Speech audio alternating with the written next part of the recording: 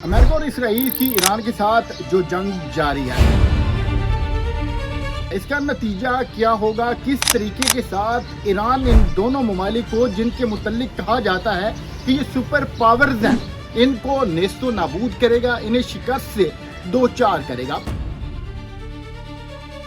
ایران کی جو حکمت عملی ہے وہ آپ ذرا سمجھیے گا کہ کس طریقے کے ساتھ وہ یہ والی جنگ کامیابی کے ساتھ لڑ رہے ہیں۔ اس مرتبہ جنگی ہتھیاروں کے ساتھ ساتھ یہ والی جنگ دماغی جنگ ہے، اس میں دماغ کا بھرپور طریقے کے ساتھ استعمال کیا جا رہا ہے۔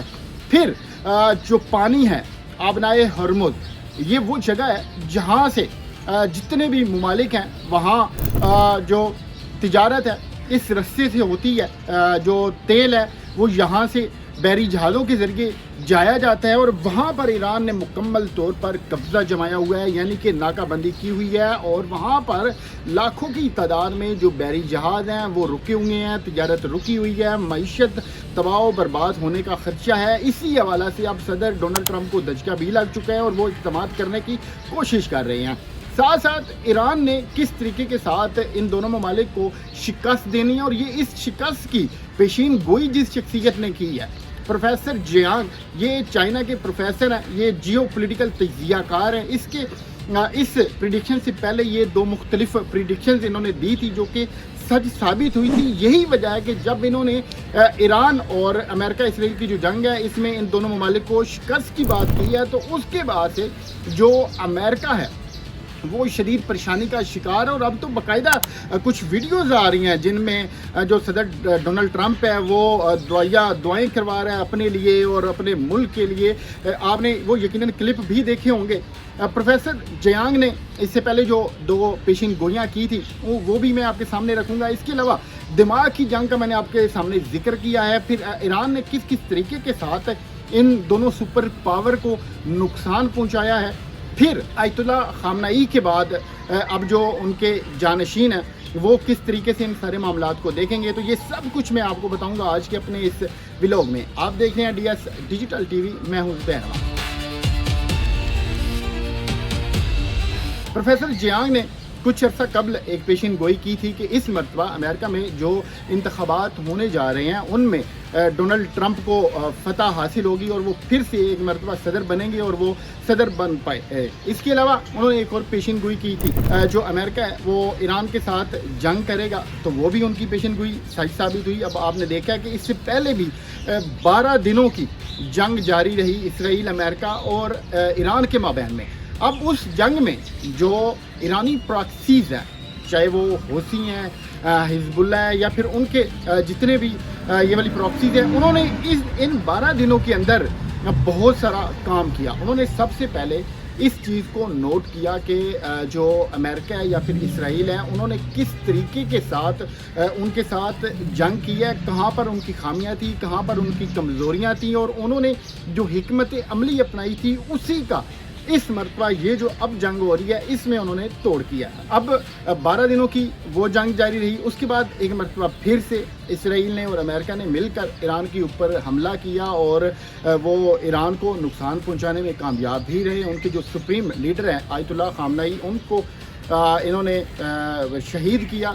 اس کے بعد اب جو ان کے بیٹے تھے ان کے متعلق کہا جا رہا تھا کہ وہ جانشین ہیں اور وہ ان کا اب تخت سنبھالیں گے، اور جو وہاں کے معاملات ہیں، انتظامات ہیں، ان کو جاری رکھیں گے۔ دوسری طرف ڈونلڈ ٹرمپ کا اس موقع کے اوپر پیغام آیا کہ ان کو یہ قابل قبول نہیں ہے کہ وہ انہی کو جانشین مانے، تو وہ ایک مرتبہ پھر سے بھرپور طریقے سے اٹیک کریں۔ اب جو اسرائیل نے کامیابی حاصل کی تھی اس جنگ میں، وہ اس وجہ سے تھی کہ انہوں نے وہاں کے جتنے بھی سیکیورٹی CCTV کیمراز ہیں ان کو کئی سالوں سے ہیک کیا ہوا تھا۔ ان کے جو سینئر لیڈران تھے، ان کی جتنی بھی لیڈرشپ تھی، وہ ان کی ہر مومنٹ کے اوپر انہوں نے نظر رکھی ہوئی تھی، یعنی کہ انہوں نے پوری ایک ریسرچ کی تھی کہ کس وقت کون سا لیڈر کس رستے سے کہاں جاتا ہے، اور اس کے ساتھ اسکواڈ کون سا ہوتا ہے، اس کی سیکیورٹی میں کون شامل ہوتا ہے۔ پھر उन्होंने अपने एजेंट्स के थ्रू वहाँ हर मुकाम की पूरी रैकी की हुई थी, और यही वजह थी कि उन्होंने एग्जैक्ट उसी जगह पर निशाना लगाया था जहाँ पर आयतुल्लाह खामनेई और जो दीगर उनकी सीनियर क़यादत थी वो मौजूद थी, और फिर उसके नतीजे में जितनी भी शहादतें हुई वो आप लोगों के सामने। अब ईरान ने इन तमाम चीज़ों को फेस किया और फिर भरपूर तरीके से दोबारा से उन्होंने लड़ाई लड़ने का इरादा किया। तो आप अब देखिएगा कि किस तरीके से उन्होंने दिमाग का इस्तेमाल किया। अब एक जगह पर आपने देखा होगा कि एक ड्राइंग सामने आती है, उस ड्राइंग के ऊपर एक हेलीकॉप्टर बनाया गया होता है, जबकि कुछ कॉन्वाय की जो गाड़ियाँ होती हैं वो मौजूद होती हैं। अब जब ऊपर से इसराइली या फिर अमेरिकन ड्रोन आता है या फिर कॉप्टर आता है, तो उनको ये लगता है कि यहाँ पर इस जगह पर जो ईरानी है उनकी जो फ़ौज है या फिर उनके जो एहलकारान हैं वो यहाँ पर मौजूद हैं, तो वो वहाँ पर हमला कर देती हैं। अब वो जो ड्रोन होता है उसकी मालियत लाखों डॉलर की है, नीचे सिर्फ ड्राइंग थी। तो आप ये देखिएगा कि ईरान ने किस तरीके के साथ दिमाग का इस्तेमाल करते हुए उनके जो ये ड्रोन्स हैं उनको, यानी कि उनको माशी तौर पर इन्होंने अब इरादा किया हुआ है कि उन्होंने कमज़ोर करना है। और यही वजह है कि अब जो ईरान की जानिब से ड्रोन मारे जाते हैं उनकी मालियत कम डॉलर है। अब जो आगे से जिन ड्रोन्स ने रोकना होता है, मतलब कि जो टेक्नोलॉजी इन दोनों सुपर पावर के साथ है उसकी मालियत ज़्यादा है। एक मुल्क जो कि ड्रोन कम मालियत का मार है, आगे से जो रोकने वाला है वो डबल मालियत का है। तो आप ये देखें कि किस वाले मुल्क का ज़्यादा नुकसान हो रहा है। तो आप देखेंगे ईरान ने खुद को किस तरीके के साथ इस जंग के लिए तैयार किया हुआ था, और वो पिछले 20 साल से ये इस जंगी हिकमत अमली के ऊपर काम कर रहे थे, और फिर उन्होंने अपने आप को ना सिर्फ स्टेबल किया बल्कि इन तमाम मामलात के लिए ख़ुद को तैयार किया। और अब मेरे ख्याल है करीबन 7, जब मैं ये व्लॉग बना रहा हूँ 7 दिन हो चुके हैं इस जंग को, और वो मुसलसल मुकाबला कर रहे हैं उन कुव्वतों का जो कि ख़ुद को टेक्नोलॉजी में बहुत आगे समझती हैं। फिर आप ये देखिएगा कि ईरान जिस जगह पर अटैक कर रहा है, चाहे वो अरब ममालिक हों या फिर जो जितने भी ममालिक हों, वो एग्जैक्ट उस जगह पर उस लोकेशन के ऊपर अटैक कर रहा है जहाँ पर उनको मौजूद है।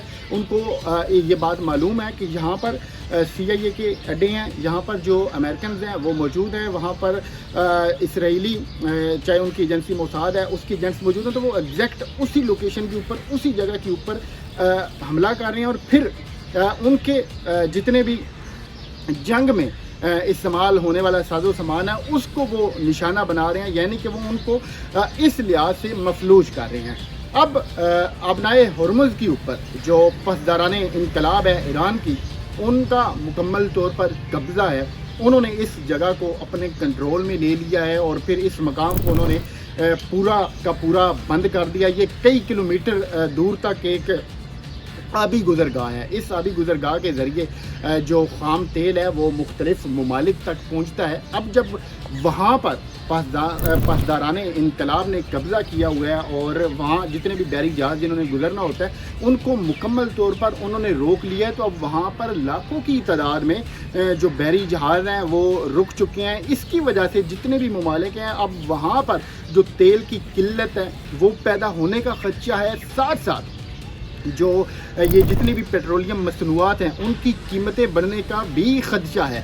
अब जब ख़ाम तेल ही नहीं पहुंच पाएगा अमेरिका तक या फिर इसराइल तक या फिर इन ममालिक तक, तो फिर आप देखिएगा कि वो कैसे जंग लड़ेंगे। इसके अलावा एक और जो हिकमत अमली ईरान ने अपनाई हुई है, आपको पता है कि मुख्तलिफ़ ममालिक ऐसे हैं जिनमें ज़्यादातर ये अरब ममालिक हैं या फिर जो यूरोपियन कंट्रीज़ हैं, वहाँ पर पानी जो है वो डायरेक्ट उस तरीके से नहीं होता जिस तरीके से हम लोग अल्हम्दुलिल्लाह इस्तेमाल करते हैं। जी, हमें अल्लाह पाक ने हर तरह के वसाइल से नवाजा हुआ है। अब उन्होंने फ़िल्टर शुदा पानी को इस्तेमाल करना होता है, या फिर उन्होंने मुख्तलिफ़ जगहों पर मुख्तलिफ़ प्लांट्स लगाए हुए हैं जो उस पानी को, चाहे वो समंदरी पानी होता है या फिर कोई भी होता है, उसको वो फ़िल्टर कर रहे होते हैं। अब ईरान ने ताक कर उस जगह पर हमला करना शुरू किया है ताकि इन ममालिक को पानी की किल्लत का भी सामना करना पड़े। यानी कि इस जंग में ईरान की पूरी ये कोशिश है कि उन्होंने माशी लिहाज से इन ममालिक को कमज़ोर करना है, और जब ये अपने जंगी नुकसान का